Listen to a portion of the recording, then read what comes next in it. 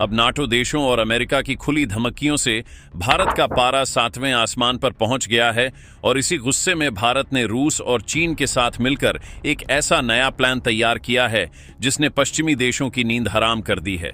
अब नाटो के खिलाफ दुनिया का एक नया पावर सेंटर बनने जा रहा है। भारत ने रूस और चीन के साथ मिलकर एक ऐसी नई बिसात बिछाई है जिसमें अब खुद चीन भी भारत के इशारों पर चलने को मजबूर होगा। रूस के खुले ऑफर के बाद भारत के हाथों में RIC रूस भारत चीन की कमान आने वाली है और इसके साथ ही भारत को S-500 Su-77 चेकमेट और परमाणु पनडुब्बियों जैसे अत्याधुनिक हथियार भी मिल सकते हैं।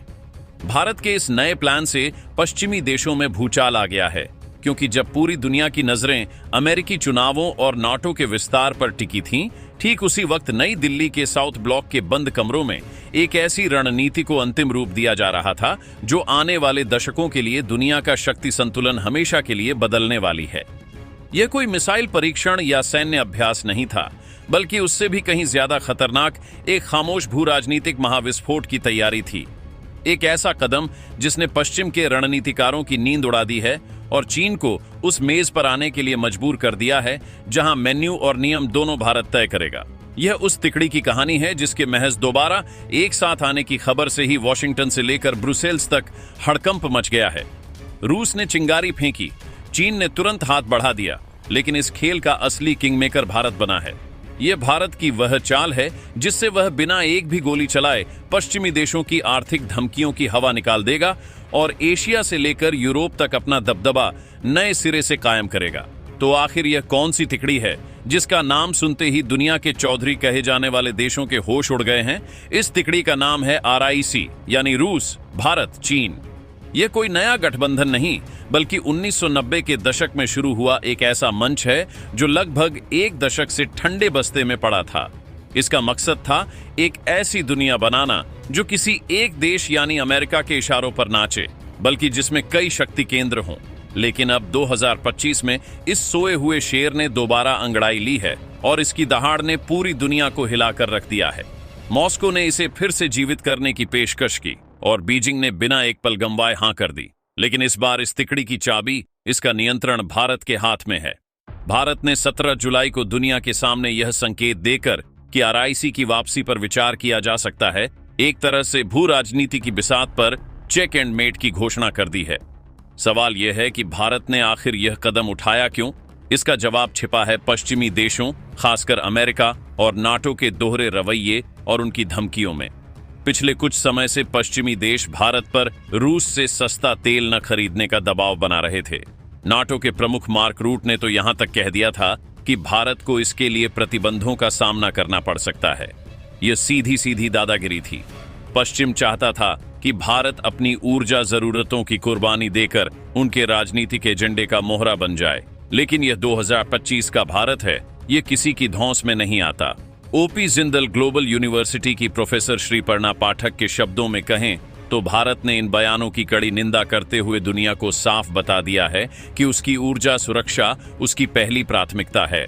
भारत ने RIC को पुनर्जीवित करने का संकेत देकर पश्चिम को एक आईना दिखाया है। संदेश साफ है, अगर तुम हमें दबाने की कोशिश करोगे तो हमारे पास दूसरे रास्ते भी खुले हैं और वह रास्ते तुम्हारी चौधराहट को खत्म करने की ताकत रखते हैं।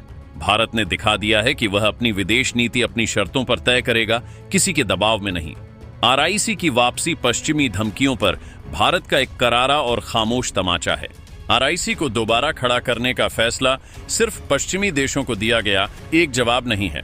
यह भारत की एक बहुत बड़ी और दूरदर्शी रणनीति का हिस्सा है, जिसे आप गुटनिरपेक्षता 2.0 या रणनीतिक स्वायत्तता 2.0 कह सकते हैं। इसका मतलब है कि भारत अब न तो पूरी तरह अमेरिकी खेमे का हिस्सा बनेगा और न ही चीन रूस के पाले में जाकर खड़ा होगा।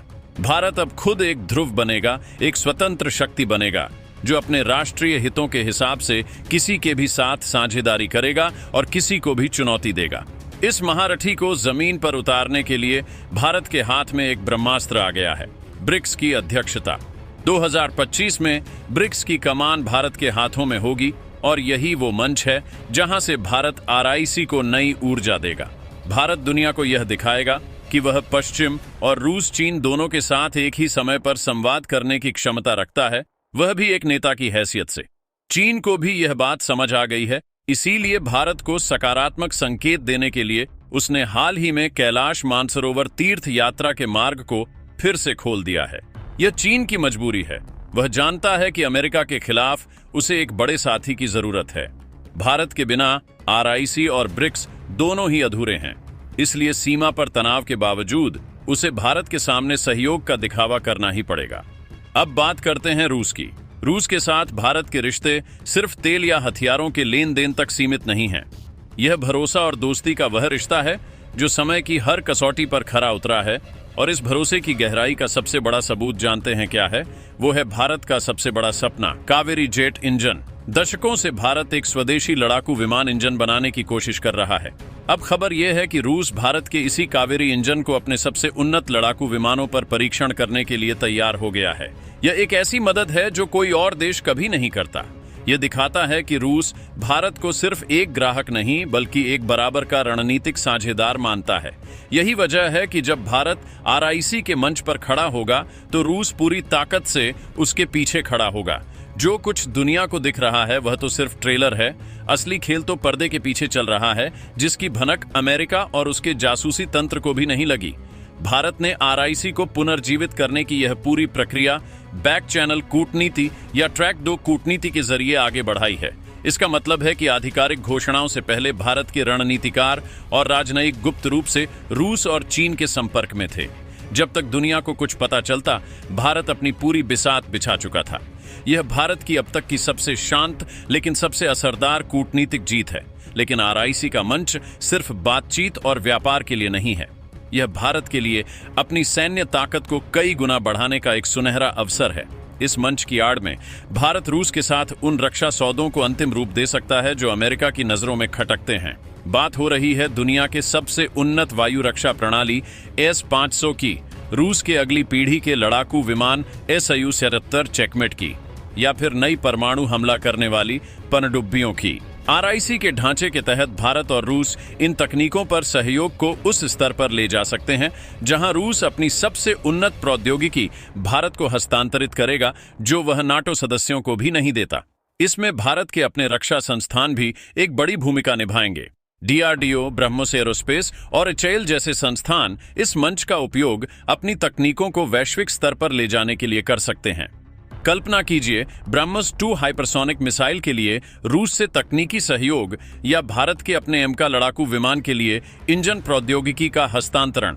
यह सब कुछ अब आरआईसी के जरिए संभव हो सकता है। यह मंच भारत को वह ताकत देगा जिससे वह चीन पर अपनी सैन्य निर्भरता को खत्म करते हुए उसे ही अपनी शर्तों पर प्रौद्योगिकी देने के लिए मजबूर कर सकेगा।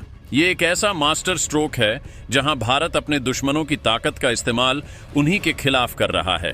यानी भारत अब किसी एक देश या गुट पर अपनी ऊर्जा, अर्थव्यवस्था या रक्षा के लिए निर्भर नहीं रहेगा।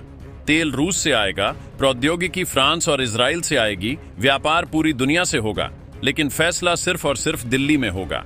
आरआईसी का पुनर्जीवन अमेरिका के हिंद प्रशांत खेल योजना और क्वाड जैसे गठबंधनों की सीधी काट है। जहां अमेरिका भारत को चीन के खिलाफ एक मोहरे की तरह इस्तेमाल करना चाहता था, वहीं भारत ने रूस और चीन को ही अपने साथ लेकर अमेरिका की पूरी रणनीति की हवा निकाल दी है। आपको क्या लगता है, क्या आरआईसी भारत के लिए एक गेम चेंजर साबित होगा? दोस्तों, इस पर अपनी राय कमेंट बॉक्स में जरूर बताएं। इसी तरह की और भी नॉलेजेबल वीडियो देखने के लिए हमारे चैनल TND न्यूज को सब्सक्राइब जरूर कीजिएगा। धन्यवाद।